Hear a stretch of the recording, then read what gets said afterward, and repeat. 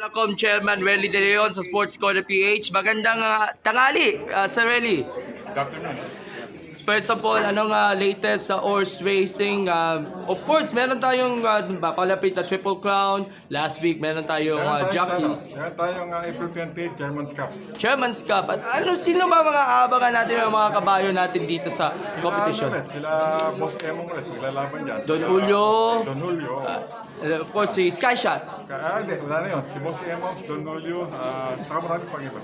Alright. And of course, meron pang iba pa mga stakes races at of course, mga i-offer natin. Alright. So, gusto natin pag-usapan konti yung mga akbang ng Piracom para maging safe ang ating mga jockeys at yung mga inete, trainers, mga sota, and of course, mga kabayo dahil mainit ang panahon sa ngayon. Starting 3 weeks ago, binago namin yung Saturday sa Sunday races namin. Since na-2 na kang start, ginawa namin 5 hours.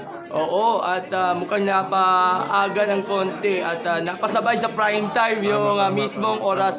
At least para maging safe niya naman yung ating mga jockeys at trainers sa ngayon.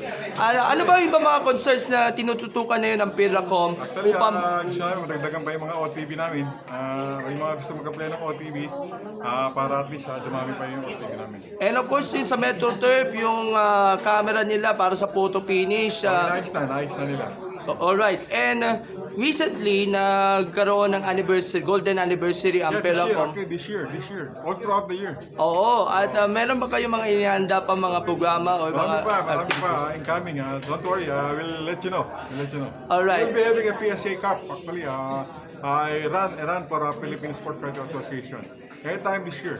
Alright, and lastly, yung Apit Racetrack, malapit na mabuksan sa 2020. November or December this year. We're all excited to have it open. Alright. Sana mag-open na. Pati kasi yun.